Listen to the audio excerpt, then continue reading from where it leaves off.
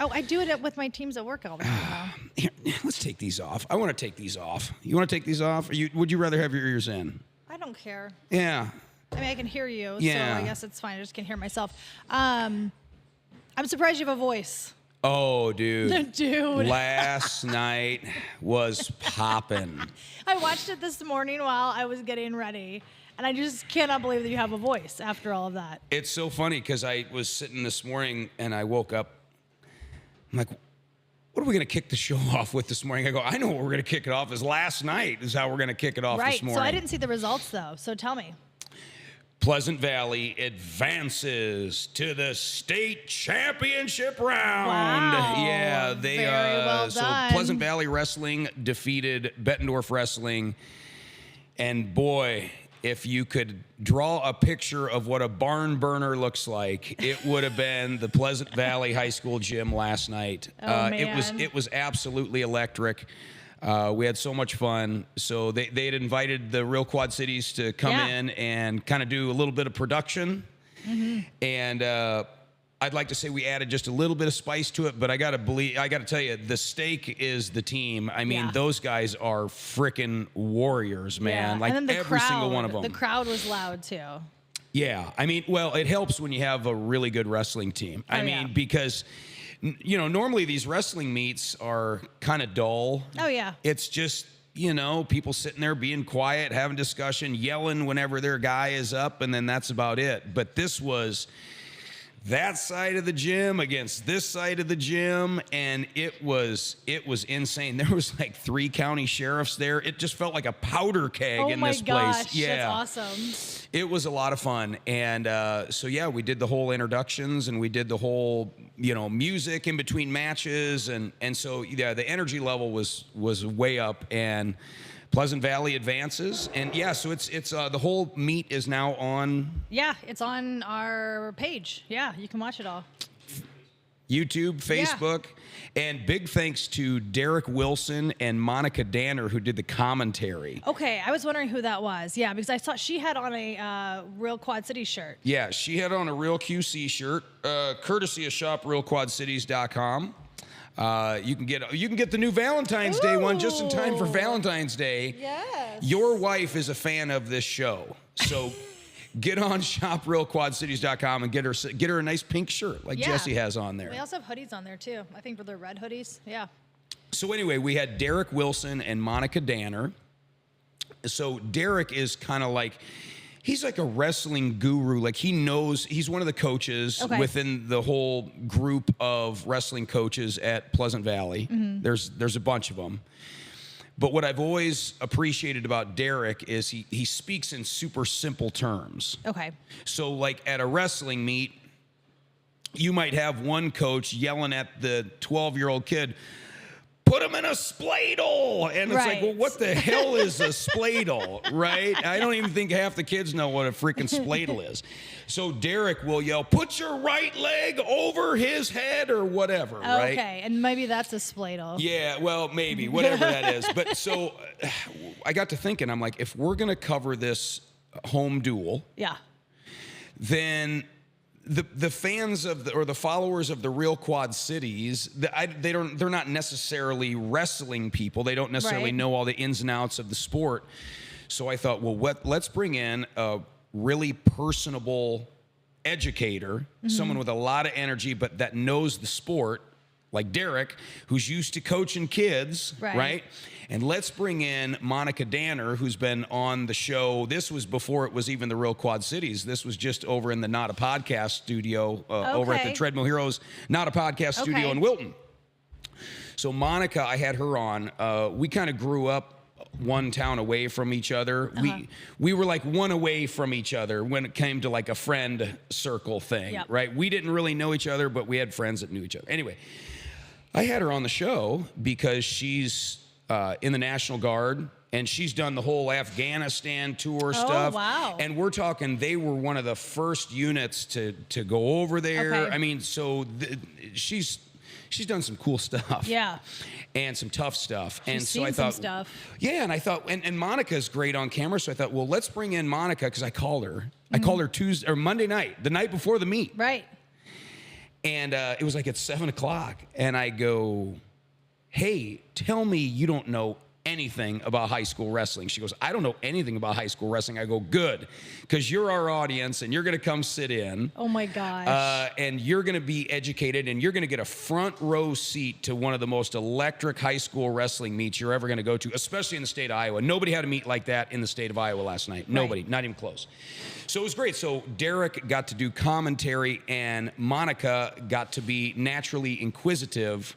Right. Okay. And learn with the audience. So, and I'm sure, like you said, you watched it on the way here too. Yeah. So. Well, not on the way here because that would be dangerous. But I watched it while I was making coffee this morning and getting ready. Yes. We got a bunch of stuff coming up, Jesse. Yeah, we do. Oh my God. What's that? I said, what do we got? Okay. Well, first of all, this Saturday, go ahead. What'd you see? I'm sorry. I have to interrupt you because I want to know how last Friday went. Last Friday was our first of many VIQC parties. At the drawing room. At the drawing room in their back private room. And we invited a bunch of the guests who have been on the show to basically say, here's a fun evening. We're going to hang out. We're going to live stream it. And it went really, really good. I did watch some of it. Yeah, I was unable to make it, but I did pop onto the live stream a few times. And I saw some familiar faces, but then also some new faces. And it looked like there was like a lot going on behind you. So it looks like it was a good party. It was a great party. I saw Lynn back there. Yes. And Lynn saw Lynn back there when she got home. And she was like, dude, I told you I didn't want. And I'm like, I'm so sorry. I didn't tell you, like, you were standing right behind the hard camera she angle. Looked good. She looked great, so I got to tell you a funny story. Okay. This took place, was this on Friday? Was Lou Jack's on Friday, Parker? Okay. Oh, gosh. I got a call. This is when you know you're treading on Carney territory here with this show, right? Oh, my gosh. But I got a call, and I was informed that a lady was retiring from Lou Jack's after 25 years. She's done $73 million in car sales in 25 years. Yeah, it's insane. She's sold over 4,000 cars. Oh my gosh. For Lou Jack's. Yeah. And so she was retiring. So they were like, we want to give her a little surprise send-off. Yeah, no kidding. Would it be possible for you to come and like do something for a little surprise gathering for for Kiki? Kiki's her name, and she's an awesome gal. And so I'm like, okay, and they're like, just use your imagination, you'll come up with something, right? Oh gosh, Joe's pretty creative.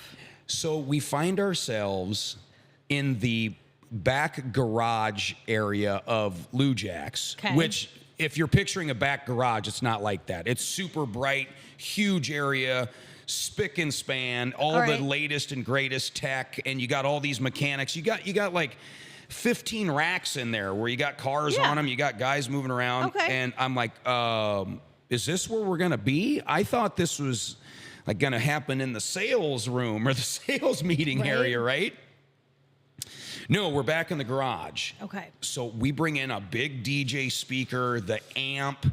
I got this Superman remix thing going. I thought you were going to say outfit. No. Okay. And so the whole thing was, well, Kiki's going to come back and she's going to come around the corner and all of us will be standing here and Joe can just give her like a big grand entrance. Oh yeah, with your announcer voice. Right, yeah. And you know, for the last time as an employee and the first time as a retiree, you know, one of those things. Well, on a Friday morning, when you got 15 mechanics in the back shop, and they're just trying to tie a bow around their week. Right. And some clown comes in there with his big-ass speaker and amp and microphone. I really wish you were dressed as Superman for this, by the way. We're like dragging stuff in and out. These mechanics are trying to get... You're in their way. Yeah, I'm over there. Go, hey, fella, can I borrow that stool? Right. He's like, You're using that wrench there? Go ahead Can I and have take my that? stool. Yeah, that's fine. Set up your stupid amp on it. So we're setting all this up, and I look behind me, and I'm like, there's something missing here. Like, this isn't good enough. They have a hoist. Oh, gosh. Oh, no. And I go, you know what? What if I could just, like, get raised up on the hoist while I'm doing the announcing? So I holler at this other mechanic who's elbow deep in some Mercedes. Hey, put me up. And I go, hey, can you show me how to run this hoist over here? So he sets his stuff down. He comes walking over. He's like, well, you got to press and hold the button here. There's a lot of fail safes in it. You're going to hear the locks catch. You got to lower it back down. It's going to beep. Their insurance is definitely going up, by the way. I go, hey, man, Kiki's going to be out here in like 10 minutes. Would you just run the hoist for me? Oh, my God, stop and it. He goes, I got shit to do, man. I'm like, you're right, you probably do have shit to do. You know, like, here I am, some fool in here yelling and screaming. So then they get everybody around, and I do this loud, thundering music intro. Well, you it's gotta like post a video. So yeah, we didn't want to post it because it was like a private event, but we did capture the video, and it's I even fumbled a couple words too, but I mean, that was fine. I mean, that's show business, baby. Right? But I just want to apologize to the mechanics at Lou Jack's for that, because they were over it. And I got done and I was expecting this big, and everyone's just like, all right, back to work. Okay, yeah, whatever that was, we could have probably done without. Oh my God, but happy retirement, Kiki, by the way. Oh, congratulations. Gosh, that's funny. I wish I was there. But yeah, these guys, the mechanics especially, are like running on tickets, you know, and like they get paid for X amount of hours, but if they finish it in like this long, they still get paid, and then they can get another one. I know this, my brother used to be a mechanic. And so, yeah, he's probably like ahead of time trying to make all this money, and you're like, man, will you hoist me up over there? Hey, stand over here and be my roadie over here on the hoist and run the special effects for me. If I'm not annoying you enough, please raise me up on the hoist in front of everyone. So I can be louder and more annoying. Really, when you think of it, like we should have just recorded all of that madness, because that would have been twice as funny as. Oh boy, that's funny. Gosh, you had a weekend, man. Oh, all this fun while I'm at work all day. And we got another weekend coming up. We're going to be at Crafted QC in LeClaire. Yeah, tell me more, because I love Crafted QC, and I haven't been since they moved. So we're going to be there. I want to make sure I got my time right here, but we're going to be there on Wednesday, or on this Saturday at noon, and I want to find her. Boy, this is why we're never going to make it in real radio here. It's Jennifer. Geez, Jennifer runs the joint. Jennifer, okay. So this place is full of all stuff made in and around the Quad Cities. Oh gosh, I could tell you so much. I love this place so much. So great place to buy, like you said, local things. So I have some girlfriends that do some local. I have a friend that owns like a local lotion and body wash, like little self-care company, and her stuff's sold at Crafted. But also, oh really? What's it called? Lillian Pine. And Katie Miller's her name. I've wanted to have her on the show. So Katie, if you're out there, text me. Hey, Katie Miller. So her stuff is sold there, Lillian Pine. But you can buy little craft things to make at home. And I don't know if they still do it, but they used to have crafting classes there that I used to go to. I've done macrame classes there, string art classes there. I even took an embroidery class there once. So yeah, if you are into crafting, you can buy stuff there, especially, like I said, little kits. And they used to have, and I'm sure they probably still do, some local people that make like greeting cards, and they are like the most off-the-wall, hilarious cards. Like very inappropriate too. You'd love them. Good stuff. Well, we were looking around in there. There's all kinds of like stuff made from honey and soaps and all this other stuff. Yeah. But actually, they're bringing in a lot of guy stuff too that they told me. They're starting to like bring in all kinds of and they're looking for that's one of the reasons why I bring this up. They're looking for additional vendors. If you're a dude out there like a blacksmith and you're forging pocket knives or big old Rambo Bowie knives or maybe a katana, maybe you're the Quad Cities katana maker. Right? reach out to Crafted QC because they're looking for some guy stuff. And I love to shop local. I especially love to shop over in LeClaire. So we're looking forward to that. That'll be live. I bought my Stop stuff. in and see us. You won't be there Saturday, though, No, will you? my son has a basketball game actually at 11:30. But I have bought stuff for my husband at Crafted QC. Beard oil. I bought him beer soap there once. And I've gotten some puzzles there of like the Quad Cities. Does the beer soap smell good? I mean, it kind of smells like beer. I don't think he's ever used it. It's it was kind like, of it was a stocking stuffer. Yeah. It's kind of fun to maybe do that on guys' night out. Right. Maybe not on Valentine's date night. Or like go to work and smell like beer now. And speaking of Valentine's Day. Oh, that too. We're going to be live at the QC Storm hockey game. As a matter of fact, we're going to shoot a promo today, tomorrow. One of these upcoming days, we're shooting a promo after practice, and I think I'm going to get out on the ice with the guys and see if I can shred with them. Oh, wow. Yeah. Okay. Are you a hockey guy? So I'm a 1999 hockey guy. Oh. So I played 1 year of ice hockey right when they opened up that arena over by River's John Edge. O'Donnell Stadium. Okay. And or Modern Woodman Park, as they call it in the modern age. Yes. But anyway, yeah, so I was a inline hockey player. I could see you being a hockey guy. There was about a dozen of us guys in Wilton. So the school, the elementary school, before they tore it down due to all the asbestos, they had this huge blacktop. That was like the playground area. And it was massive. Well, after school or on the weekends, it was perfect for inline hockey. Oh, yeah. So we had a team. We'd go to the Iowa games. We'd do all these tournaments. Yeah. We'd play at Skateland down in Muscatine. It was a lot of fun. But anyway, I tried ice hockey for a year, so I still have my ice hockey skates from when I was a junior in high school. So you can skate. Okay. I can at least stand up and not feel like I'm going to, one of those deals. So I can at least move and feel comfortable on a pair. My son and I are taking ice skating lessons this weekend. Do me a favor. Get him a pair of hockey skates. Don't get him a pair of figure skates. I just imagined him out there doing like a triple axel. Like we got our kids ice skates, and we bought our daughter some figure skates, and my wife was looking through the figures. I'm like, no, we're gonna. But he doesn't play hockey. No, I don't care if he doesn't play hockey. You wear some hockey skates. Well, we first have to get him on the ice, and so the rental or the lesson fee includes the rental fee for the skates. So we'll see how he does. He's actually expressed somewhat of an interest in hockey. I heard it's an expensive sport, though. Probably the most expensivest of all the sports. Yeah. So we'll see what happens. That's why I like got to get him on wrestling. the ice. It's a singlet. Yeah. People say that about running. They're like, you just need shoes. That's a lie. Well, I'm sure there'll be 1,400 videos and pictures posted that we can see. Oh yes, I'm sure. I'll make all kinds of reels. Yes, please do. Yeah, I do enjoy the Jesse family reels from time to time. Well, none of our family's in town, including we have no grandparents, no aunts, no uncles. It's just us three, period. So I have to post things so his grandparents, his aunts and uncles can see it. Otherwise, they have no idea. So we are here at St. Giuseppe'S. Joe's been pumping out the pizza already. Can you bring some of that over here, Joe? Or is that for somebody else that's going to just walk in? And this is the part of the show where I express my deep annoyance with Jessie in her bodybuilding cutting phase that she's in for the show. When is this damn show over?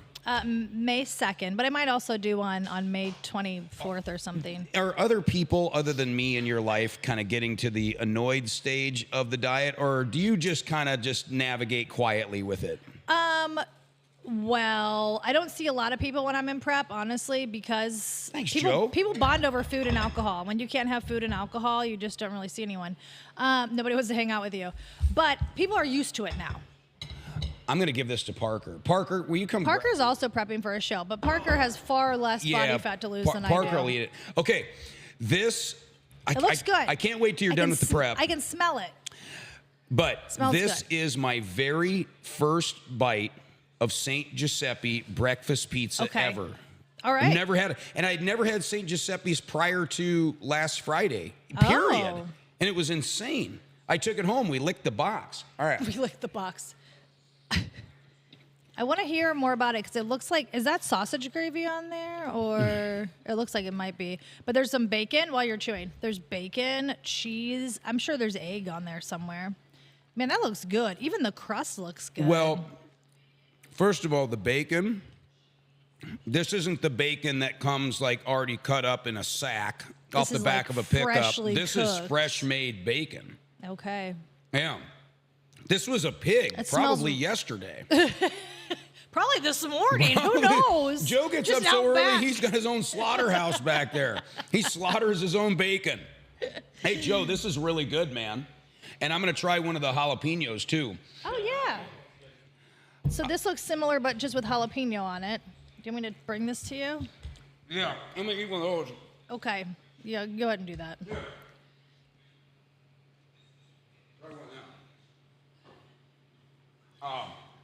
Hey, I got to give a shout out. Speaking of the cold weather, yeah, I do want to give a shout out to the Byrne brothers up in Comanche. Parker, did you remember their names right off the top of your head?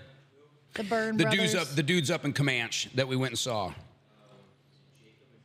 Yes, but what's the name of their company? Baxter's Firewood and Mulch up in LeClaire.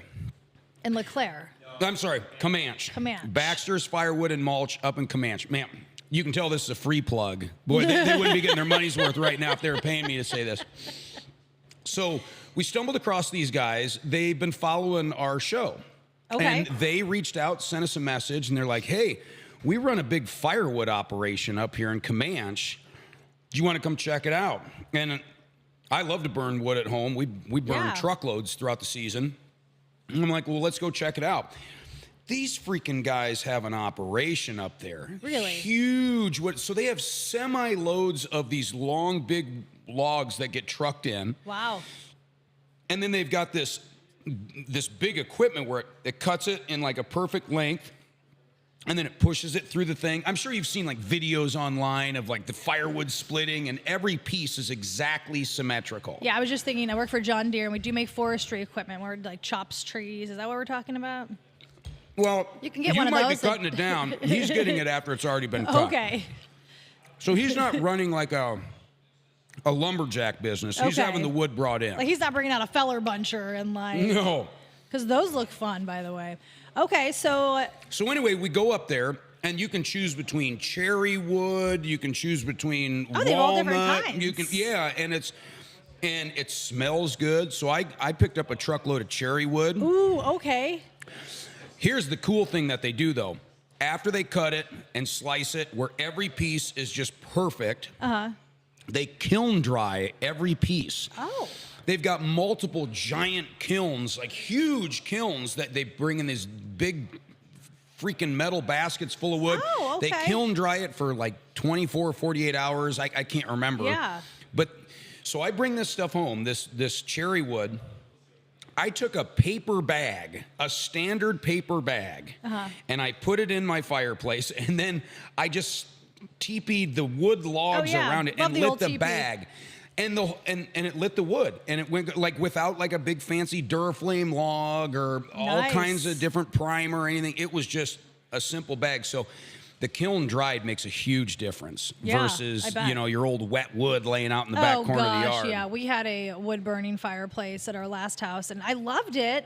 But that's how it always was. It's like, oh, the logs are too wet, or it snowed on them, or whatever it may be. That's fantastic. And then it smelled good too, right? Oh, the cherry? The whole house smelled delicious. Oh, that's awesome. I love that. Great. So I didn't know that place existed. We're going to go do a special up there. Oh. So I said, I want to run the stuff. I want to do the thing. You better wear your work gloves, okay? I'll be lucky if they let me just run the lever that pushes the thing through. You still got to wear your lumberjack supervisor outfit to make the people happy. But we're gonna try and get some drone action up there. Oh, yes, that's a great idea. The warehouse there's this old warehouse that was built like they said back around World War II. Oh. It looks like an airplane hangar that they operate out of. Okay. And they got all the wood piled up and stacked all neat. Like it's insane.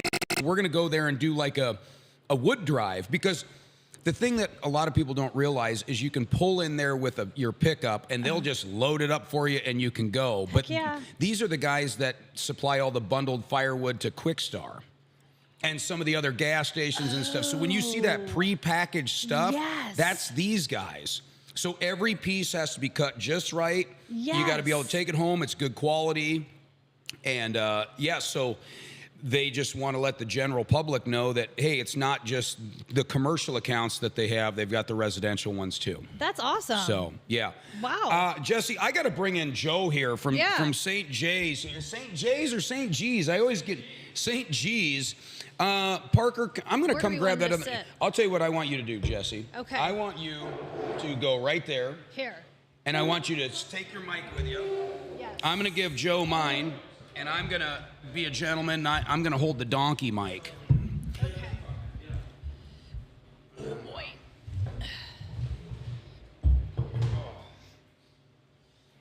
I feel like I'm on scene The now. Price is Right or something. Well, no, that's a skinny microphone. But, yeah, like a game show. You want to sit in the middle? You can sit right here. Oh, you know what? I got one more pizza I got to pull out really quick. All right, there we go. For this messy dishing. Oh, look at that. Oh, okay. So Joe's got I don't even know what that is. Okay, I'll tell you what this is. He was telling me about you. This is cottage cheese. Okay. Hash browns, and egg. Oh. Okay. With a community fork. Oh gosh, I can't even watch. He's eating after Joe's eating after Joe. I hope Joe doesn't mind germs. This is surprisingly really good. I mean, it looks good. That's a lot of protein too. Eggs, cottage cheese. And then some hash browns for some carbs. Yeah, if you want some protein, yeah. This is an egg, cottage cheese, hash brown conglobulation here that's really good. I bet if you dip your pizza in it, it's probably tremendous. You're all about the like the creative foods that don't normally go together. Take 2 pieces of pizza, put that in like a sandwich. Here comes Joe. Pretend you weren't eating it. Joe, this is great. Oh, wait, did you have some of that? Yeah. That's funny. That was mine. But, okay. I hope you don't mind. I mean, well, I'll share the fork with you. Yeah, no, that's okay. No, I don't mind. No, that's funny because I would actually give that to you after taking a few bites to make sure it tasted okay. It's great. And I knew you wouldn't care. You know, my customers would. Yeah. You can share the fork with me. The Abreva has it all cleared up already, so don't worry about it. I do. You know, bringing up sanitation. By the way, I'm Joe. I'm Jesse. Yeah, nice to meet you. Yeah, so speaking of sanitation, I do have, I want to put you on the spot here. Yeah. Gordon Ramsay is at your house and he's cooking you a fine meal. And you witness him lick his fingers. Oh, gosh. While he's cooking your food. Do you care? I don't. Because it's Gordon Ramsay? Yeah, I guess because it's Gordon Ramsay. Ramsay. He does it confidently enough. Like, there's a confidence. Like... You know what I mean? Also, like, I'm kind of scared of that guy, so I would just be like, okay. I think it's a confidence thing, right? Because if it's the cook off of Road Trip, remember with the French toast down the pants because he didn't want powdered sugar. Now, if that guy was licking his finger, I'd probably be like, it's kind of gross. Yeah. No. So anyway, that's just a interesting thing, you know, that I think about sometimes. I have witnessed that at a restaurant before, and I was grossed out. But I'm like, if it was Gordon Ramsay, I wouldn't care. Right. Know? And I think that's some sort of, thinking flaw. You know, I should care just as much if it's Gordon Ramsay, you know. Jesse, this is a first for us. This is our first local Quad City figurehead that a lot of people know or recognize from his social media stuff. That's a little edgy. Oh, yeah. That's a little edgy out there. He's got a little sizzle, a little zing to him. And so when I was first introduced to you, Joe, I think it was Parker. Somehow St. Giuseppe'S got brought up. Yeah. And I pulled you up. I'm like, damn, this guy's got a ton of Facebook followers. Yeah. And then I started looking at all your stuff, and I'm like, this dude gets a lot of heat. Oh, yeah. Like a ton of heat. Yeah. And I got to check out if this guy is really a bad dude or a good dude. Like, because if you're a good dude, I want to have you on the show. And as far as I can tell, you're a good dude. Yeah, I try to be. Yeah. It's interesting to watch your pages because you do like to poke a little bit. Yeah, well, I try not to find joy in poking. But what happens is I usually give warnings. Like if there's somebody who's misbehaving on my page, I will warn them. Like I will give them, you know, there's some people who cross the line right away. I'm like, sorry, I have to turn you into revenue now. What's that mean? There's this guy, Matt Gleason. Okay. God bless him. Okay. You know, Not to name hope names he's or anything. I don't think I've ever met him. Maybe I have, but I think he might have had our pizza from the Comanche location. Maybe he's never had our pizza. But over the years, by the way, this is the breakfast pepperoni pizza. Oh my gosh. The only difference between this and a normal pepperoni pizza is that I say this one's a breakfast one. So it's, it's manipulation advertising. It's so hot, the cheese fell off. Yeah. I'm like, I'm looking for the egg. I don't see it. But okay, I'm going to pretend this is a breakfast pepperoni. Anyway, go ahead. Back to talking really good about somebody. Yeah. So what I noticed with this guy is he's married and he's got like 5 kids, and like I'll be honest, like the guy, I would put him like on the handsome scale. Like, hey, this guy's fairly handsome. I think it's okay for a man to say another man is handsome, And did you hear that, Parker? You can tell me I'm handsome every once in a while. There's no shame in that. So, but what was so odd about this is I've never seen anyone that doesn't like my Facebook content that I could say has a pleasant appearance. You're going to get me canceled, Joe. Well, can you even get canceled anymore? No, you can't. You can't. Okay, good. And I don't enjoy saying that. Like, and what I'm figuring out is, listen, there is an association with being unhappy and being attractive. Like, you could be 500 pounds, and if you're happy, you're going to be like attractive to somebody. This explains me and my wife. You know what I mean? Like, I'm not saying I'm 500. But like, you said your wife is my range. is a lot prettier than you are. And it's because I'm happy. Like she must have found something that she likes about that. So if you're unhappy, I think it's going to take a toll on your physical appearance. I think you're hitting the nail on the head here, and I think it has to do with confidence too. So Right. if you're happy, you have confidence, and people that gives you a glow, that gives you an energy. Yeah. People like to be around that. Yeah. So no matter what you look like, if you have that confidence and you have that content, disposition, I think that is attractive. Yeah, You're absolutely right. Definitely. And so we go to the flip side of it, and I think somebody who views my page might, if somebody is unhappy, not confident, and they see my stuff, they're kind of like villains from the Incredibles movies. Like they just want the first one, the little guy. Yeah. He gets denied by Mr. Incredible in the Oh beginning. yeah, the Chucky looking guy. I've had this happen before, where somebody, like, I don't deny anybody or decline anybody, but like I might not give somebody as much attention as what they were hoping for, just because I'm busy or something. And next thing you know, they're just hating me. And it's like, oh, that's the little villain from Mr. Incredible. They come back and like, we're gonna destroy your business, and but back to Matt Gleason. So I noticed he was a handsome guy, and which so, is an alias, by the way. Yeah, That's a made-up yeah, name. Yeah. Okay. And I don't know anything about him. I'm sure he's a great guy, but I noticed that he was handsome, and so I'm like, I put out an award. Hey, congratulations to Matt Gleason on being our most, I think I said most or best looking person who doesn't like our Facebook content. And dude, I've already made like $6 on this post. I mean, so we take a guy who's trashing our pizza and turn him into entertainment for our customers. Then he leaves me a 2-star review on Google, which he knows. He follows me enough to know that I hate 2-star reviews more than I hate 1-star reviews, because they're more realistic. Yeah, they're like giving you a little shred of the benefit of the doubt. Well, yeah, like somebody will see a 2-star review and think, and that they'll dismiss the possibility of them just being a 1-star review that just doesn't like me. They'll say, well, he gave him that extra star though, so he must have, been there or enjoyed something about the pizza. Because almost all of my 1-star reviews, I did a whole thing. It took me like 3 hours. I took my 1-star reviews, I went to many of the profiles and found their other 1-star reviews that had words. My 1-star reviews have nothing to do with pizza or service. It's all about me, my content, how I'm disrespectful or whatever. And so what we have found is that there was only 2 1-star reviews out of like very many. I don't remember the number. And then I go to Texas Roadhouse, check their reviews. They're 1 stars. Almost all of them are relevant. my 1-star reviews, none of them are relevant. My 5-star reviews, I do get one every now and then. I don't like it when it's somebody who I know hasn't had our pizza, but they just enjoy our content, which I'm like, you know, that's fine, but I'm like, I would really like it if you'd eat our pizza first and give me an honest review. You know, I'm okay with critique. I'm okay with people, you know. You know, you bring up a good point, and it reminded me of something that I noticed about you the first time we started talking. Yeah.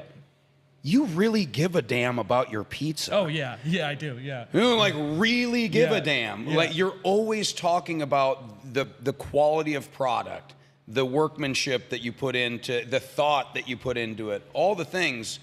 I don't think a lot of people realize that just on a quick. That wouldn't. I don't know if that. I would like to think that would be one of the first things on people's minds when they think of you. But it certainly is at the top with me. Yeah, you have. So when you're as much of a hot topic on Facebook as I am, you're gonna have people coming in the door and trying your pizza for the first time. And some of these people are gonna be neutral. Like they're like, okay, let's see what this guy's all about. Let's see if his pizza's good. And if they get a pizza that they don't enjoy, they're going to leave with a negative opinion of me that's going to be compounded by my online content. So they're going to say, yeah, that guy's pizza is terrible and he's a jerk, you know. Where if they enjoy the pizza and they see our service and they are treated well, they're going to leave like, he is really funny and his pizza's awesome, you know. Like I see the humor now. I see like there's been so many people that have I bear with me. I really do think that I might be bringing more people out of. There's people I've witnessed. I'm not going to claim that it was me because most of it's going to have to do with themselves. But I feel like I might be helping people. Like, you know, the world seeming kind of dark sometimes, and then they see some guy who doesn't see it that way, engaging in ways that nobody else will because you'll get, you know, your business will get destroyed and all that. You know, and I see people, you know, I've witnessed it with a few where it's like, I wonder if like I've had an impact on their life. You know, they come try us for the first time. And next thing you know, the first time I meet them, it's a little, you know, I don't know how to put it into words exactly. But I think I know what you're saying. Yeah. It's when someone who doesn't really say much outwardly what they're thinking sees some of your content. Yeah. I feel in a way it almost gives them just a little boost to feel like, hey, it's okay to speak up. Yeah. It's okay to say something if you feel strongly about it. And dude, it feels so good. It can be scary at first, but when you do it and you have to believe in what you're saying, and when you do that and then you see positive results, you're gonna see a few negatives, and sometimes the negatives come first, which is kind of scary. Like, oh crap. Like, you know, I should delete this post, you know? But then you start to see the positives rolling, and it's encouraging, you know, and yeah, having fun with it, you know, because you'll offer valid opinions and things like that, and then you can make a video about how Garth Brooks is a fraud, you know? You can do whatever you want. No, he's not. No, I'm kidding. And I'm not convicted on that, you know, but yeah. Oh, yeah. Jesse, when was the first time you heard about St. Giuseppe'S? I want to say, now I'm not from here, first of all, and I've lived here less than. Telling people that. Where are you from? Joe gets mad because he'll be like, we're doing this or that. And I'm like, who's that person? He's like, they're like famous. Oh, sorry, the ice machine's broken. Oh, that's fine. I'm originally from St. Louis. Oh, okay. I've been kind of all over the place with work and whatnot, but I've been here for almost 10 years. So the first time I heard about St. Giuseppe'S was, I want to say there was like maybe a post on like one of those pages, like what's going on, Quad Cities or T of the QC. And I don't know what the post was. And I've got to be honest, and I think Joe hates this about me too, is that I'm not really big on scrolling TikTok and social media and Reels and stuff like that, even our own. So I don't really know what your content is about. Sure. But I do know that you pissed some people off on those pages, but I don't know why. Yeah. And so when Joe was like, hey, we're going to go to St. Giuseppe'S, I was like, I remember specifically, I was at the gym talking to you on my AirPods, and I'm like, isn't that guy like really controversial though? Oh, that's funny. And he was like, yeah, but I think that it's going to be good. And I was like, I'm kind of nervous. Oh, that's funny. But yeah, then I saw some content with you and Joe. I think it was at the thing last Friday. I'm like, oh, well, that guy seems friendly. And I have gone and watched a couple of your things. Just I'd like to do a little homework, even though Joe thinks I do just jump in here on Wednesday morning. Sometimes I do. But I did a little bit of homework. And I was like, oh, yeah, he seems like a fine guy. So well, and I'll be honest, there was a point in time, like this is all from something, you know? Like my dad started this business when I was 4 years old. I've been working in it ever since. I've known no other work. And my dad decided to get into politics back when I was 15. And we saw a really sharp decline in the business. I had a passion for this place. I didn't want to see it fail. And so there came this R&D thing, people calling the pizza shop and, you know, cussing at some 15-year-old kid, you sons of, you know, you Republican, this and that. And I'm like, I'm just trying to sell pizza. I'm trying to make good pizza, you know. I'm a young kid, like, you know, like, give me a break. My dad's not even here. Like, you know, it's just us boys running the shop. And, but so I had to work my butt off to build the business, because I ended up taking it over, like not buying it yet, but day after high school, and I had to work my butt off to like earn customers regardless of like what their political affiliation was, and I succeeded, you know, by, you know, being original. I wasn't how I am now, but then 2019 came around. My dad's running for Congress again on the Iowa side. And he had an event where this guy shows up, Nick Fuentes, which I'm not a big fan. The guy is he's a loudmouth. I don't like him. There's going to be people who really like me who also like Nick Fuentes. Oh, Joe, don't talk crap about Nick Fuentes. But he's very controversial. He's kind of annoying. He sounds like this, you know. And you know who that is, right, Jesse? It's very hot take, like the hottest of the hot takes that you can imagine. And his is intentional. He just wants to piss people off. I don't want to piss people off. I'll still talk, you know. I don't care. Like whatever I want to say, I'll say it. So then all of a sudden, I have protests coming to St. Giuseppe'S. Stop it. And I'm like, by this time, I've bought the business from my dad. I'm like, this has nothing to do with. They're saying my dad owns it still. I bought it from him like 3 years prior. And so I get these protesters. My adrenaline is just spiked. I'm ready to hit somebody. And I go out there. I'm like, hey, guys, come on in. I'll make you all free pizza. You know, let's have a good time. Oh. You know, and they're like, why should we go? Blah, blah, blah. You know, but then there was one guy, gosh, Melvin was his name. and he was like, don't cross this guy. He'll remember you. Yeah, he became the leader. Like not he was Mel, like, not Mel, Melvin. Yeah, and yeah, he was really cool. And that was like one of like the most memorable times where like I was like, sweet, I can be civil with somebody who might disagree with me on a bunch of stuff, you know. And it was a great time. We got our picture taken together, post all over Facebook, you know, and that was really good for us because they tried to, once again, run my business down because of some Republican or whatever, and I flipped it. But then, a few months later, 2020, the dark ages. Oh, boy. Jerry, he tells me, he's like, yeah, dude, they're going to shut down dining rooms and restaurants. And I'm like, no, they're not. Like, what are you talking? They can't do that. Like, at the time, that was insane. Like, COVID had already been in the news for like a month or two, but that was like, dude, they can't do that. Like, what? And waitresses, and we will still have full service, but our dining room is closed. Make sure you print that in the paper. And they printed all of the exact words I said. But the article was Illinois restaurant, or Governor Pritzker orders all Illinois restaurants to close dining rooms. Not all of them are listening. And I'm like Braveheart at this point. Yeah. At that point, does your social media start to pick up? Is that when you start to see a spike? This was on the old page. We had over 30,000 followers. And was this on 30,000 on what platform? Facebook. I had a page before the one we have now, and so we start getting all these fake orders from people. You're not wearing masks. You're doing this, and then I decided to have fun with it. We cleared the dining room, and I was the first one in the entire country to put tape on the floor, and I feel terrible for it because I did it as a joke. But then somebody came in and they're like, "That's a good idea." Like. Yeah, social distancing, you know, and I was being a Nazi about it. Oh, I just said the N-word, I'm sorry. I was being really back in your square, back in your square. And people were loving it. It was so much fun. And but yeah, so we started to get fake orders because we weren't wearing masks, which I'm not going to do that in a 130-degree kitchen.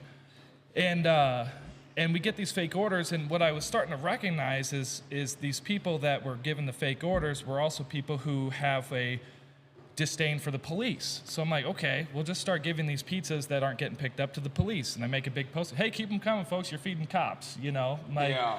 And that's funny. But then, like, it was strange timing. We had like the George Floyd thing happen and all of this and that, and now I'm the guy who supports the police, and I'm like the devil, and so then I was invited onto we doubled down because like cops here are getting hated over things that are happening in other parts of the country, which didn't make sense to me, and which, don't get me wrong, I've had my run-in with the police, but anyway. Well, either way, you got a lot going on. There's been a lot of sizzle to the steak here. Yeah. But I want to talk to you some more. Yeah. We're going to have to let Jesse go. What time do you have to go? Pretty soon? 5 minutes ago. 5 minutes ago. Jesse's going to be late for work. Yeah. No, Oh, no, it's not your But what I want to do, Joe, because I know you got a couple pizzas to do, I want to bring in Michael Neild. Oh, yeah. He's a buddy that... he's not my buddy. He might be my buddy someday. I just met the guy. He's a pal. He's a pal, right? He does some pretty interesting stuff. And we met at the SKO 26 event. Did you meet him there too? Oh yeah. You already? Yeah. Oh, so we I got both his met. card, yeah. So we were both talking to him. We're like, hey, we're going to be over here at St. Giuseppe'S. Why don't you come over? Yeah. And so they came over, and him and his wife had a breakfast pizza. And so we're going to bring him in here.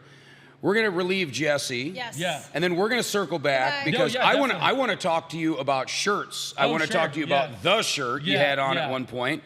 Since we're already I'm gonna have to go back and watch all. since you're already making my back sweat, Joe. I will say though, hold on. I do have one thing to say though. One thing I really appreciate about you throughout all of these stories is that you take these people who are like completely against you and you flip the script. I love them.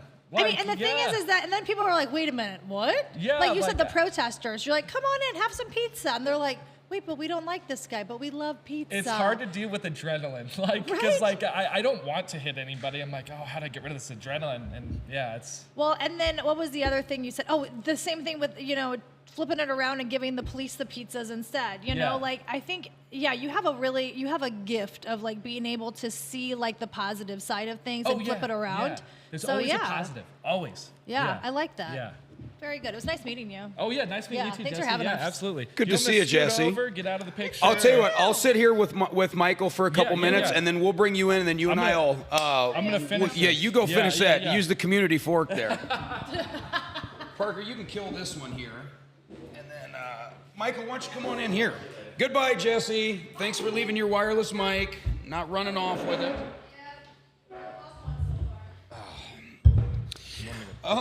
Yeah, no, you don't need to put the headphones on. Just get cozy with that, Michael. Yeah. Parker, these stupid microphone horns out of the way. I think they are, right? Is that blocking? Go that way. How's that? We got plenty of cords, so don't worry about that. How was your pizza, Michael? It's delicious. Yeah? Yeah. It was. What did you get? Same thing. I got the bacon, and that was something I noticed that was, like you said, it's real. It's real bacon. Usually it's like bacon bits or something like that, and it's full strips of bacon cut up. So, where are you originally from? Here in the Quad Cities, just south, New Boston. So I grew up in the country on a farm just south of Quad Cities, and I went to high school in Aledo, Mercer County.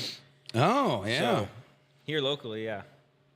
So it was kind of funny. I ran into you, and we met a lot of people at SKO 26, which was a kind of a big business networking thing that I'm looking forward to next year already.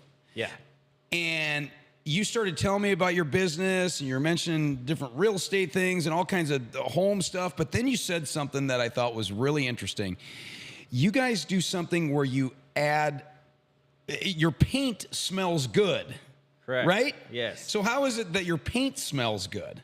So I guess I'll start from the beginning. We started this painting company, my wife and I, and painting's not really like, I don't know, it's not very exciting, right? I mean, you just come in, paint the walls, it looks great, but it stinks. And so you guys were physically painting? Yes. Okay. We were physically painting, we painted it. I worked for a property management company, did a lot of painting for them. And is that like nonstop, just like white touch up in like Yes. apartments and things? A lot. Oh yeah. Painting everything. So I got to give it up for these guys in the trades, especially the ones that build like these new construction places where it's the same setup in every room, on every floor. Yes. And you're there for a year or two just doing the same thing over and over again. It's daunting. I've thought about that with painters, especially commercial painters or people like yourself that are working for property management, where it's like another day of white paint, another day of eggshell. That's got to be tough to keep your mind occupied. Yeah, it can get pretty repetitive. I would definitely say that. But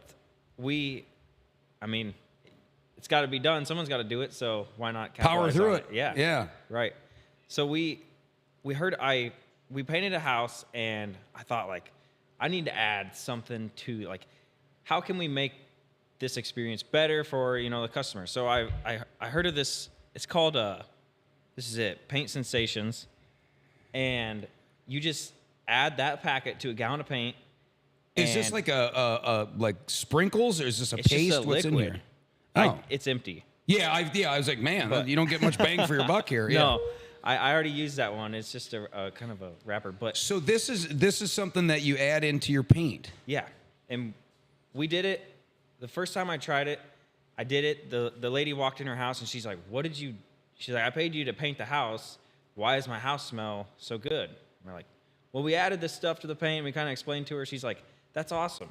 She's like, "It smells great in here, and it lasts for like 2 to 4 months. It's just something small that we could add. I mean, it's fractional cost to the cost of painting, and so that's just something that I guess I've never even said anything about it. But then at the SKO, he was talking about, like, what could you do to make your business stand out from others? And I sat there, and you were speaking on what you were doing with the podcast and everything, and then there was a couple other people talking about, like, what they're doing, and I'm thinking, brainstorming, like, what do we do? And then that popped in my head, and I'm like, I gotta say it. I gotta stand up and say it. I'm not a dude that gets up in front of a crowd of people, but for some reason I had that pull, and I got up, and I was just like, yeah, we do this. And then people started just they came up to us, and they're like, what is this you do? And then like you were interested in it, and I'm like, it ain't even my product, but I would love to let everybody know, like, hey, we kind of offer this. It's just a little add on to. So did you bring some? What did you bring there? So this one has no scent on it. You could smell it. Okay, this is just regular old paint. Regular old paint. Okay. And then these all are different scents. That one's spring rain. You can legit smell this. Yeah. But it's I imagine though you cover a whole room that's what it's mild, yeah. so like you got to get up close to it so it's yeah. not overpowering. My wife and I we made these earlier this week, and Dang. our whole house just That does smell like linen. This paint It's this crazy. scent is called cool linen. it's actually crazy how this one, there's one of them in here that smells like coconut. Ooh, I And- like coconut. Coconut reminds me of the tanning salon back in the That's early 2000s, baby. That is exactly what I told my wife. Yeah. I said, this one, I feel like I'm walking into a suntan city. Parker, do you like the smell of a tanning salon? I do. I think the smell of a tanning. Do you ever go? You've gone tanning. You've never No. been into a tanning salon, but you spray tanned then. Man, I used to. Boy.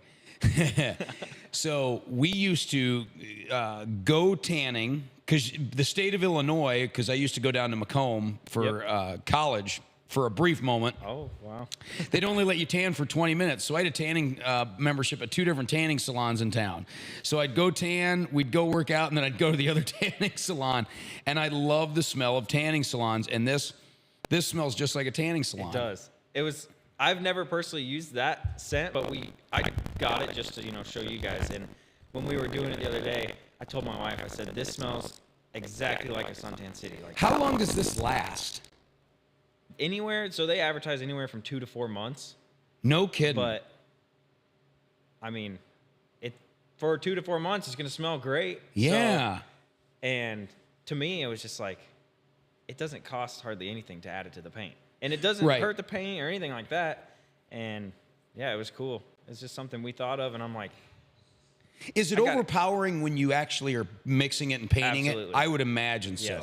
When we painted the first house, all of my rollers, my brushes, even the drop cloths that we used, for weeks after, I pull it out, like a drop cloth out, and it would just be like an aroma of scent. And I'm like, oh man, like if you spill that stuff on anything, it just smells forever. So the name of your company is H&M Real Estate Services. yes. Let's dumb this down. All right. Why would somebody pick up the horn and call you guys? What does the average person usually or sometimes need that you guys can provide? So before this, I quit my full-time job. I was a union operator for 8 years. And You must be doing all right if you quit your job as a union operator. Well, I wanted to grow something. That was the whole basis behind everything, is I wanted to build something for me and my family, you know, moving forward. And at first it started as I was gonna kind of do like a handyman type style where, you know, if anything breaks. So just growing up, I've learned a lot of trades, just small stuff. And, you know, there's a lot of people that don't know how to do anything in their house. Anything. So, I mean, there's obviously a need for it. And there's a multitude of handymen in the Quad Cities. So, or on the other side of the coin, there's a lot of guys who do know how to do stuff, and they just don't get it done around their house. Absolutely. My poor wife has been just wanting me to hook up a dishwasher for 2 weeks. We finally went and got one. I brought it home yesterday, and we were so busy, I just slid it in the hole, and it's still not hooked up. So I gotta get that done today. But to that point, right, Yeah. there's a need for general handyman. Right, yeah. And that's kind of where everything started. Was I wanted to be that contractor that could come in, do it the right way, because there's a large group of people that do it, you know, halfway, and then they get paid and you never hear from them again. So that was kind of where I started. And then I did that for a while, and I worked for a property management company. And then from there, I kind of was like, this is not exactly what I want to do. You know, I quit my job doing what I loved. Yeah. And I went into something that I wanted to grow, but it wasn't necessarily what I loved. So I'm like, I got to, you know, turn the wheels a little. And my wife, God bless her, because it's one idea here. The next day I'm coming home. I'm like, we're doing this now. She's like, what are we even doing? I'm like, don't worry, we'll figure it out. Don't worry. Like, so. Oh boy, I've been there. Yeah. We moved. Yeah, I mean, you own a business, a couple businesses. I had to quit an employment to start a business, and yeah, it's at some point you just got to say, it's never 100% safe to jump, but at some point you just got to jump. Right. Hope you make it. Yeah, it's definitely something that was. I'm still falling, but I haven't hit the ground yet. Exactly. So I feel like that's everybody. Yeah. So we went from doing all the handyman stuff to now we are going to focus strictly on painting. We've done a lot of it. I've had a couple big jobs under my belt now, and for 2026, that's our main goal. Is we're going to be a painting contractor. I got a couple guys that I hired. They're great. They do great work, and So I need painting done at my house. I can call Michael. yeah, You guys will show up and do the project. your house, your business. We do commercial painting as well. We've done a pretty big commercial job beginning of this year. It kind of got dropped in our laps, and we tackled it, and we got it done before the timeline, and everybody was happy. So it was something that. You know what I think every household should have, and I don't even have one.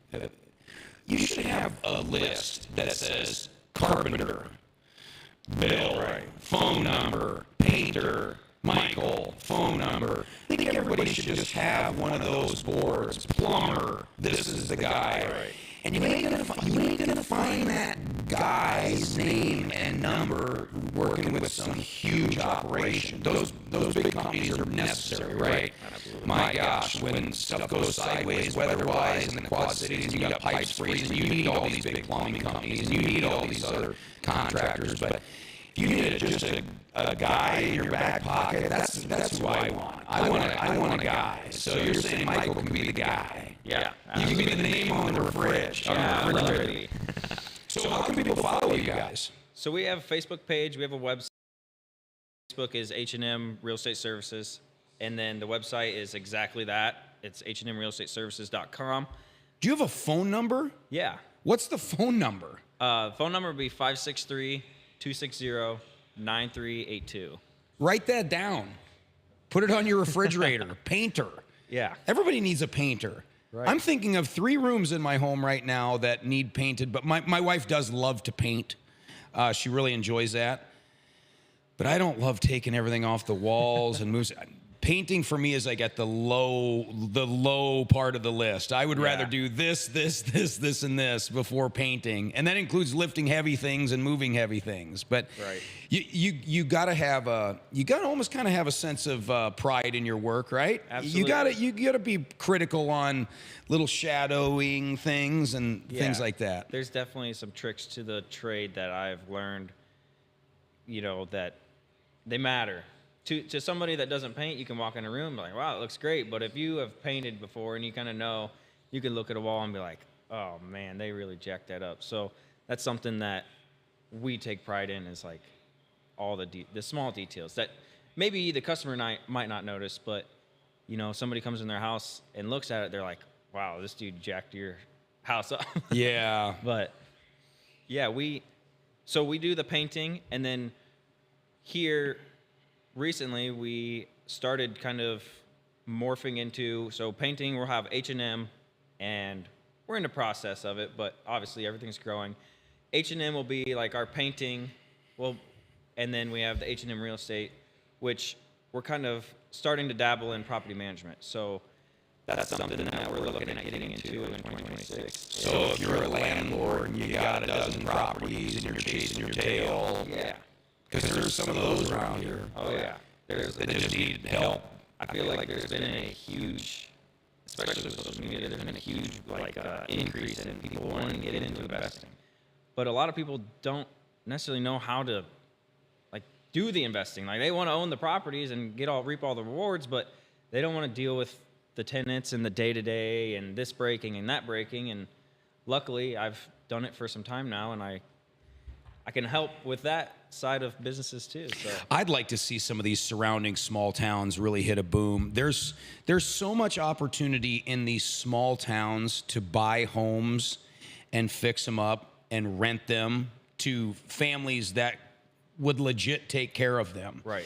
And treat them like their own place. I think there's a big difference between renting a small home and renting an apartment. Oh yeah. And you can scoop those places up, but you got to have a painter, you got to have a plumber. You can't do it all yourself. Right, yeah. And that's something that I've learned recently, as I've went and met with investors that want to invest, and they're very passionate about what they want to do, but they just don't know how to do it.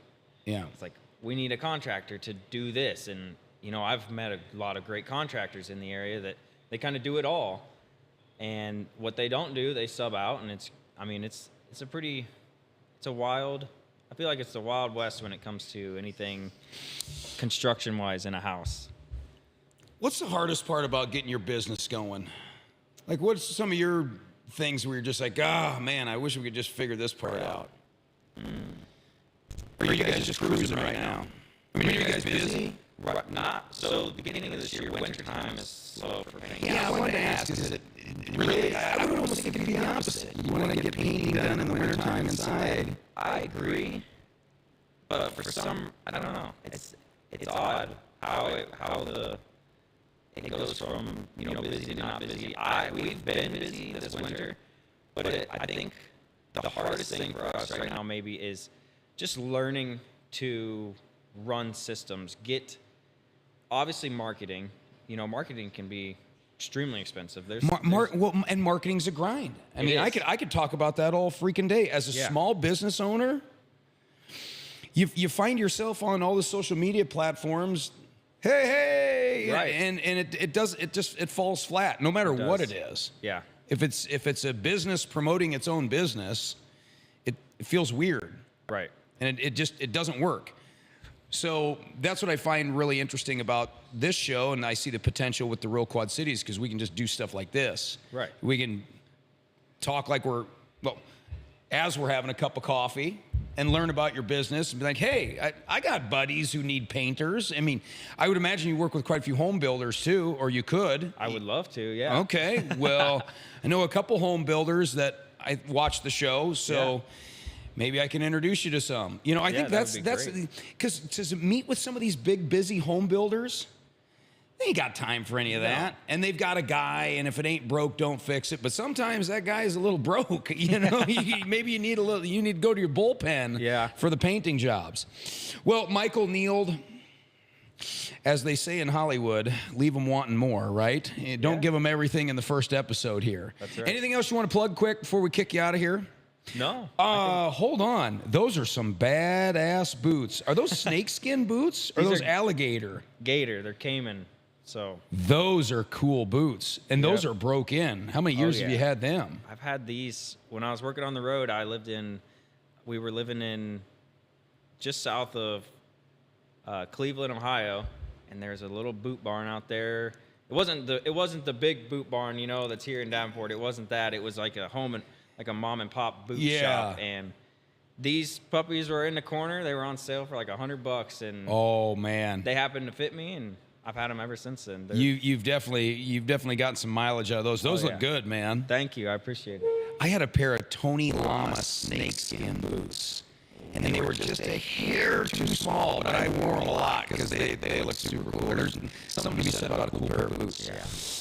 Anyway, Michael Neild, everybody, H&M Real Estate Services.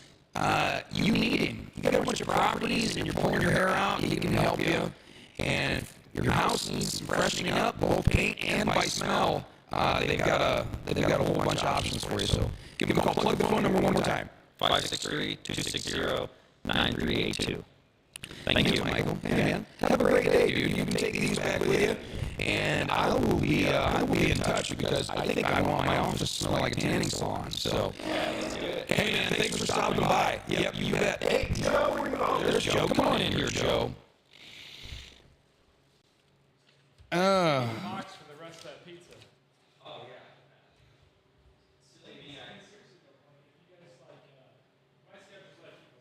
Parker, how are we doing on batteries? We doing okay? Yeah, definitely. Okay, good deal. It's getting bright out. Are we gonna have a sunny day today, Joe? Oh, should I turn those down? Or? No. Oh, okay. The light's coming in here. I'm sure, Parker, the lighting looks pretty good on camera, doesn't it? Yeah. No, this is great. Hey, I just wanted to tell you probably shouldn't sniff paint. You know, I did a lot of that growing up. And, I almost licked the coconut one there. I almost gave it a little taste. Oh, that's great. Dude, so. Hey, that could be a video idea. Somebody's just like sniffing your paint. And he's like, oh, it smells so good. Yeah. Yeah, that could be the new company's slogan. Say H&M Real Estate Services, sniff but don't lick. Yeah. Freshest paint in town. All right, Joe. Dude, we got to get a paint that smells like pizza. Your house could smell like a pizza shop. Or you could just order from St. Giuseppe'S. Hey, yeah, that works too. And it'll show up hot and fresh.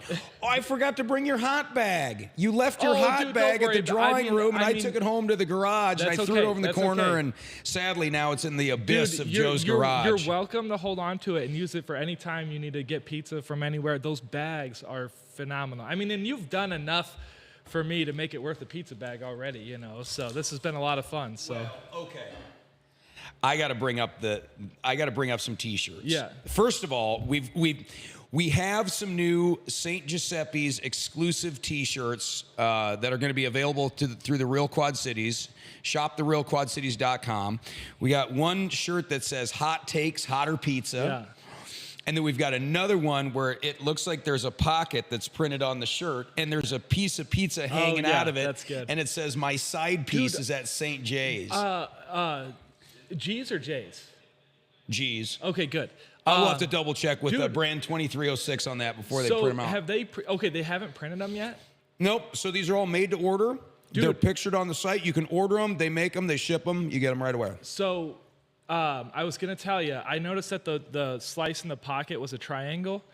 You guys, and I could probably even get the artwork, but you should get it in a rectangle. I know this is pie cut. We'll get it in a rectangle. Yeah, Is that a Quad City? That's not a Quad City thing, right? I mean, it is, I think. It all started with the scissors, with Franks and Harris. They would just, they had these really big scissors, and just, they found it faster. There's some guys with scissors, dude, especially at Franks. They can cut a pizza faster with scissors than I can with a knife, which I'm fast with a knife. But like I hate scissors. I'm not a skilled scissor man, so I'm terrible with the scissors, but these guys are just like boom, boom, boom. I didn't realize they cut them with scissors. Yeah, it's I guess it's a work of art, But, All right. After the drawing room, I had a good friend of mine. He comes up to me and he's like, "So you doing a thing with St. Giuseppe'S?" And I'm like, "Yeah, guy's pretty freaking cool. He's a nice guy." Yeah. And he pulls out his phone and he shows me a picture of this guy. Oh, no. And it's a picture of you wearing a shirt. Well, you can explain it. Yeah. And it got a ton of traction online. Yeah. I had never seen it prior to Friday. And I'm like, oh, man. Oh, sorry. Oh. And so anyway, talk to me about the shirt, the post that's gotten you so much heat. But in reality, it came from a good place. Yeah, it starts when you have a bunch of people who are white, and they're calling you racist. And I know I'm not racist. Like, I know that I don't find myself to be superior over anybody else based on their features, except for height. I am a height supremacist. I am part of the height supremacy group. You're taller than me. Most people are. Yeah, so... but I don't hate you for it. No, I know. I'm just kidding. But so anyway, I have a couple of really awesome friends who just so happen to be black, and I got them some shirts made that say "I'm black and I love St. Giuseppe'S." And but I had an extra one that was in its plastic case, and I was like saving it, like 50 years from now, like. This is going to be something I give to my grandkids. Yeah, there was only a couple of them ever made. Type of deal. And, it's a prototype. But then I do this weird thing where I had a day, it was a Sunday, where I had a really big order that I said I would do. It was for a special event. And I didn't want to do it. I was irritable. I'm like, it's Sunday, it's my day off, and I'm like, I'm going to wear that shirt. And I put the shirt on, and like this magical thing happened where I'm like, I am ready to go make some pizzas. And because I felt like there's this thing that happens, it kind of like, it's like drinking 10 cups of coffee. You're just like, I'm doing something I'm not supposed to be doing right now. Yeah. But at the same time, this isn't actually offensive. It's not actually inappropriate, compared to some of the things you might see on Netflix or whatever. When was this time This frame? was last year. Okay. Yeah, about a year ago, I bet. And but yeah, and I wasn't gonna post a picture of myself wearing it. What I used to do is I used to make posts on the What's Going On Quad Cities page before I posted on my main page. That was like my testing grounds Like a beta to test. find out, like, oh man, is this too, is this too much? Is it, And then what I would do is I would share it from if things went well, I would share it from the What's Going On page to my own page. Because look, I've got some fans on there who are really good-hearted people, and they might not understand my humor a lot of times. And but what's so fun about the shirt is I post this picture, and my favorite thing ever is like I got this. Oh my gosh, what's her name? Daisha, Daisha, but she's black, really funny, like presence online, and she just thinks I'm hilarious. Is she a local influencer or I don't think so. content creator? I don't like the word influencer. Neither do I, because but she found it really funny, and then and I do think it's okay to like observe and have some realizations, and I've come to a realization, a very positive one, about black people from my perspective, and they tend to be very aware of a lack of authenticity. They know when you're lying, and this is just from my experience, and they really enjoy authenticity. And when they see something like that, they get curious and they're like, I gotta meet this guy, and the friendships, it's so ironic because the friendships that have been established between me and like black people that I didn't know a year ago are absolutely phenomenal. Because that post got a lot of traction. Yeah, and the only people, like, I don't think I saw a single, like, because the people that shirt would apply to don't actually care. Like, I don't care if you wear a shirt that says I'm Joe Schilling and I love guys, you know? Like, I'm like, well, I know I don't like guys, you know, but... Except for the guy's named Joe. Yeah. I like guys as a friend, you know? But well, that's an interesting story because I think just at a quick glance, it's like, I can't believe this guy had this shirt made and he wore it and he's, you know, he's poking the bear. Where in reality, you had it made, you had a couple of them made for some of your friends. Yeah. And some of your black friends, and then you're like, I'll put it on too. It'll be funny. I've worn the I'm gay and I love St. Giuseppe'S shirt. You know, it's just like I know I'm not gay, so I can wear the shirt and it's fine. But this brings me to another point, though. Is like their shirts. Is there like a whole series of these? I have, I believe we are going to have a success. My brother Terry, he works out in D.C. and stuff, and he's friends with like Tucker Carlson and stuff. They like text each other. Okay. And but I made a deal with him, and we're going to get a shirt made that says I'm Tucker Carlson and I love St. Giuseppe'S, and you know, so he'll, you know, that'll be another one, but there will only be one made. But no, there's a shirt out there I seen one time, FBI. Female body inspector. Like, that is more offensive than anything I've ever done. That was like something you won at the county fair back in '94. Yeah, exactly. But nobody says anything about that because it's just so normal to, you know, look at women and say, oh, look at her. Yeah, I'm a female body inspector, you know, but yeah. But anyway, man, I've had one of each. Love them all. I even love the breakfast pepperoni pizza. Yeah. I have been instructed to bring home a garden pizza. Oh, nice. With no black olives. Yeah. Nothing against it your black have olives. Black olives. Oh, well then, a regular garden pizza then. Sausage, pepperoni, mushroom, green pepper, and onion. My wife told me her assistant in her office heard that we were coming here. What does your wife do? She's an attorney. Wow. Yeah. That's incredible, dude. I love attorneys. They're so smart. Yeah. Dude, they are a freaking walking book. I am 0 and 1,500 at home when it comes to arguments. Oh, dude, yeah, for I have not been on, able to get on first base yet. There's prosecuting and then there's like defense. So is it just like, or is there a general family law? Oh, yeah, okay. So she like helps people. Family law, you know, breakups like and inheritance and stuff. No, we're talking divorces and custody, that kind of stuff. So, but she's does she stick it to the man? No, I'll tell you what, she's really really good at what she does, yeah, and she really does care about her clients. Yeah, like I can talk to you and tell that she's probably like she probably has a very clear conscience when she, you know what I mean? Like I'll judge a woman by her husband. I'll say that right now. You know, like, and you're a great guy, so she must be really good at what she is fantastic. Yeah. I mean, maybe that's not too fair. Maybe there's some women out there that have a terrible husband. I don't know, but no, you're great. You know, so like I can only assume that she's good at her job. Yeah, so. She is. She's very very good at her job. That's incredible, dude. That's like such a that's cool. But so, it's a lot cooler than being a treadmill guy. Yes, yeah. That my day job is fitness equipment, but I'll tell you what, man. I had a staff meeting on Monday. It's funny. How many employees do you have? 12. Wow. Oh, wow. I wasn't expecting that. I just didn't think that there'd be, because you sell and repair gym equipment. We sell and repair gym equipment through Treadmill Heroes. So the repair guys are employees of Treadmill Heroes. Okay, it's not like you take it in and send it to, you know.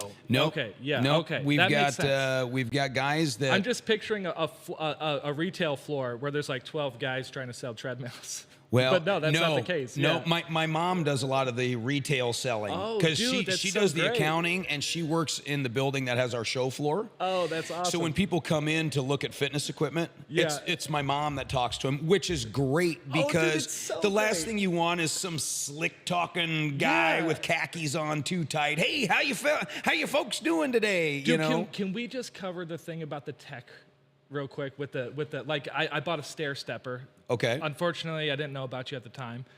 but I got it with the screen, the Netflix, and this thing is a computer from 2008. It's the slowest piece of crap. I just You're take my done. iPad Yeah. and hang it over. The machine is functional mechanically, but dude, I'm so mad because this thing costs like. Dude, for the amount of extra money I spent on the computer aspect of it, or the tech part of it, I could have bought like a supercomputer. Well, now you're getting me wound up. Because this is the world that we live in. I live in this world every day, and so do our technicians. We will discourage people from buying any piece of fitness equipment that has a touch screen on it. The fitness industry is so far behind the technology industry. Yeah. So when a treadmill company says, hey, you know what we ought to do? We ought to have a boop boop and a boop boop in here that integrates with boop boop over here. Yeah. By the time that is all put on a treadmill console, the technology is a couple years old already. Yeah. But then when one of those boops goes dead, it renders your whole piece of fitness equipment useless. You can't even turn it on. So one neat feature can wipe out the whole thing. Whereas if your fitness equipment, if you just stick with like a basic LED display with the buttons that just press in and it changes the number, your machine, you're not going to have one little glitch that's going to wipe out the whole thing. Yeah. Do you guys do trade-ins? No, I'm kidding. Yeah, we do actually. Yeah. Okay. But so it's the other part of it that's really unique that I'm very proud of is the fitness graveyard. So speaking of trade-ins, what we do is when we sell somebody a new piece, we'll take in their broken piece. And we'll either decide, okay, our part's readily available for this. This is a reliable brand. Should we fix it and release it back out into the wild? Yeah. Or if you can't answer all those, what we do is we go, okay, what part is bad and what are all the good parts? We strip all the good parts off and then we list them on our website, fitnessgraveyard.com. Dude. And so we have a company that it's a warehouse in Wilton and it's full of fitness equipment parts. Dude, that's incredible. And we've shipped to over 60 countries. Wow. Fitness equipment parts out of Wilton, 60 Iowa. states. I'm like, wait a minute, dude, there's only 50 states. Yeah. Wow. So it's neat to go in and see where some of these orders are going out. Yeah. And it's nice because we're effectively turning trash into cash. Right. Yeah. And we're saving all these electronics and Well, dude, good and parts. I've always had like a frustration. I'm not this like environmentalist guy, but I will admit that there's a lot of waste, like with cars. Like I'm like, and this is what Tesla's pretty good about, I think. There's so many cars that just get made and scrapped, and it's just like, dude, like how much longer can we just keep making all this junk? Like, dude, all of the stuff that I've bought over the course of my life that has wound up in the trash. And it's like some like device, I'm not talking about in a wasteful way, but it's frustrating, like just how much stuff gets manufactured and wasted. It's like when something's manufactured, it should last as long as possible. And then that's what you're dealing with. Old stuff. Yeah. You're making it last, whether it be a part or a whole piece of equipment. It's cool. One of the fun things that I do with my old man. So my dad's a mechanic. Okay. And my dad and I, years ago, we started buying and selling golf carts. Oh, funny. Because in every small town, golf carts are legal, and you can zoom around. You can't go up and down average cities in a golf cart here. But when you live in these small communities, there's more people on a summer day bebopping around in golf carts than there are regular cars. Yeah. So we started buying and selling golf carts. But to your point, when these golf carts come out of lease at like the golf courses, the company that sells them the new ones will take back the old ones. Yeah. Understanding they crush 90% of them. Wow. They don't want them back out into the market because then that softens up the new sales. Right. And it's maddening to a golf cart flipper like me, because I've gone into even the local golf cart dealerships and I've said, hey, you guys have all these used carts, like, well, a lot of these are not for sale. Where are they going to go? Well, they're going to get carted out of here, no pun intended, and they're going to get crushed. What frustrates me is I'm really curious about the things, like in my own life, what is it that I'm not doing that I could start doing tomorrow, and I have no idea what the results would be? And this is a problem I have with the economy, is that's a practice that happens where these guys are crushing 90% of these used golf carts. What would happen if you did make a product that lasted forever? with the economy. And people might argue, oh, the economy will go to crap. No, like there would be new ideas, bigger, other cool I think the things. problem is with that, Joe, or the challenge is so few people are thinking about forever. Oh, it's so few people are thinking about a year future. down the road. Yeah. I think the majority of people out there right now are just thinking about today and tomorrow. Yeah. And so it's like a debt mentality. Yeah, and you don't get a lot of pre-planning done. We're all so busy. We got stuff coming at us from every angle. And I bet I probably fall victim to that more than anybody. Oh, I do too. Yeah. Because someone will say, "Hey, what are you guys up to March 15th?" And I'll be like, "I don't know what I'm up to in 15 minutes, let alone March 15th." Yeah. And that's not good. Yeah. We gotta get back to forecasting our own futures. Yeah. And working towards those futures instead of I'm just working towards tomorrow. Yeah. I've never really verbalized that till just now. Yeah, well, then there's another side to it too. Like my wife, like, dude, it's funny. This is where she's good for me. Is she has a calendar that she uses pen, like a paper calendar, and but there's another side to it too, though, because like there's an adventurous side to not knowing what's happening tomorrow. There's also a chaos side to it. But then there's like a boring side to knowing what's happening in 12 days, Like every year our family goes on it's a big family vacation, grandma all the way down on my wife's side, and it's the same thing every year. It's a great time, it is. But, something fades over time where it's like, what's expected, like, what you're going to do, like they have like everything scheduled out, like to the meal. And look, that's a great, like, and you know what it is, though? I think it is a difference between men and women. Women love to plan. I feel like most guys don't. Yeah. And God bless the guys that are capable of planning. I know that most of my planning happens within 15 minutes of anything. Right. That's not planning. That's throwing something together. Yeah. I'm really good at throwing something together. Yeah, no, exactly. Yeah, I've got a really good pal of mine. His name's Tony, and he razzes me all the time. He's like, dude, just get organized. Just get structured. He's like, your life will be so much more peaceful and calm. Yeah. And but I think my gas tank likes a little chaos sprayed in there every once in a while. There's so chaos is good for those things. Like what I've learned is like figuring out the things that are really easy to plan, like before a Friday night. Hey, make sure you have some extra cups of sauce filled up for the Bobby breads and things like that. And it's amazing, all these little things that you can do to plan ahead of a Friday night, and you get through a really busy Friday where you're like, we did how much in sales? Why was there no chaos? Why was it not?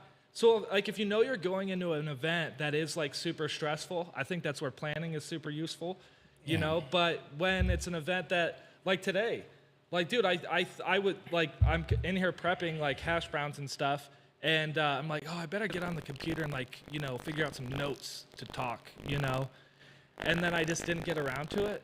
But it's like, dude, unplanned for things like this, I think might be better, It is. Yeah. It's more organic because even I just had a couple little bullet points like, oh, don't forget to bring up some of this stuff. But if you script stuff out, the problem is I'm focusing on what I'm going to say next versus what you're saying now. And then you mess it up.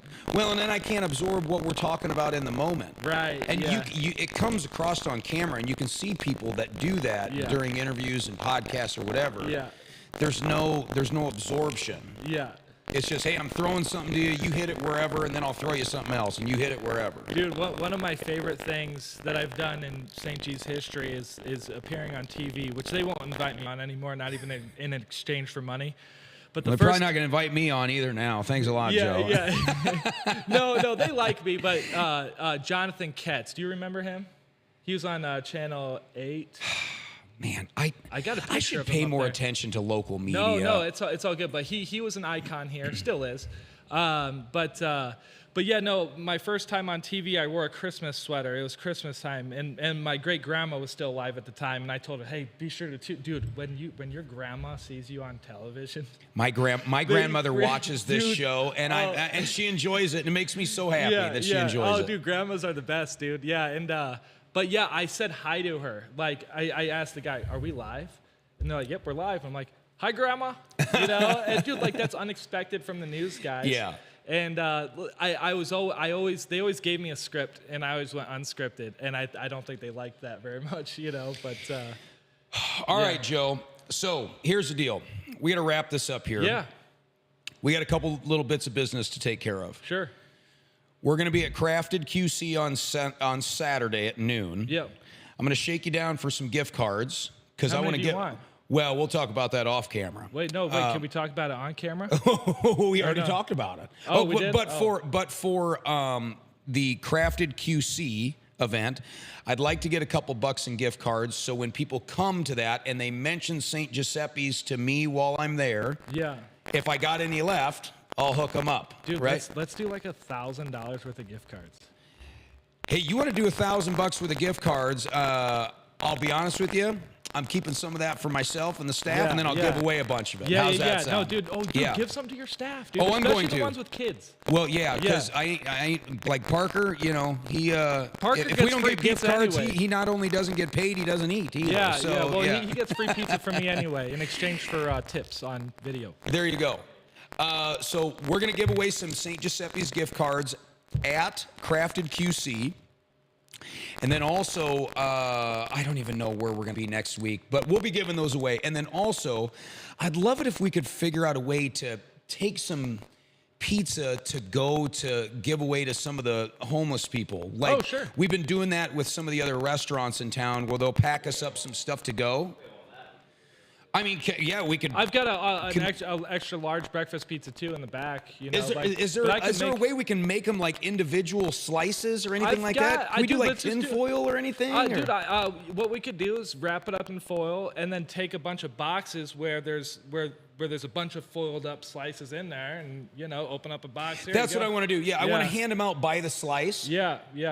And what we'll do is Parker and I got kind of a hot spot that we like to hit, but we're on the Illinois side of the river, so I'll pick your brain if there's like an area where there's some people hanging out where we can go give away some breakfast pizzas. And no, I don't mean a negative thing by this, but I gotta say, I know Davenport does have the hot spot over there. I don't have anywhere in mind on this side of the river that I'm aware of. Hey, if you guys are aware of a place on this side of the river, let us know. Yeah. Because we're trying to do this every Wednesday when we do a morning show that has to do with food.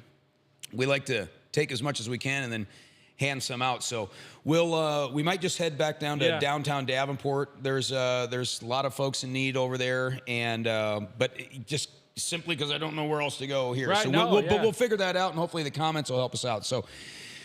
Joe, thank you. Dude, this is so fun. This has been so fun. Absolutely. Yeah, and we're gonna continue this. I talked to you our first meeting.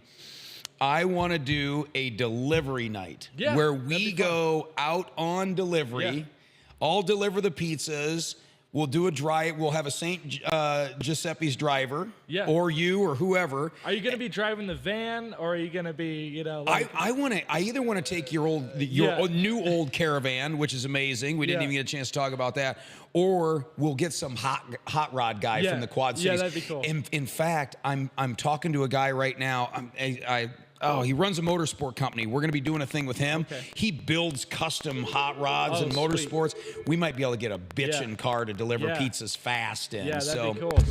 Your phone's ringing. We got to go. St. Giuseppe'S. This has been the Real Quad Cities. Parker, I'm going to go ahead and tune us out here with some music here. Can you turn up our Bluetooth there?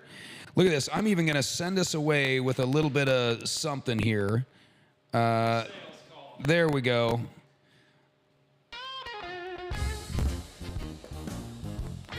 There it is.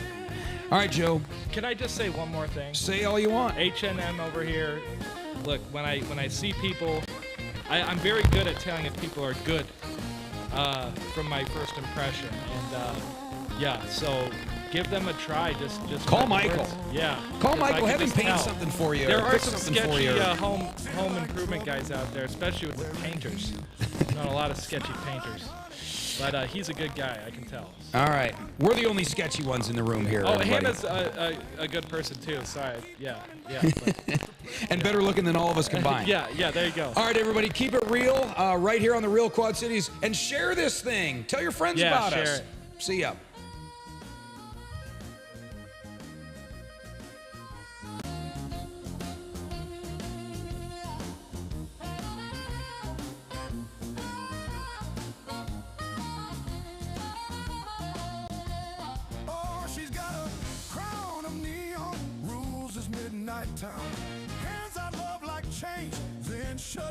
on.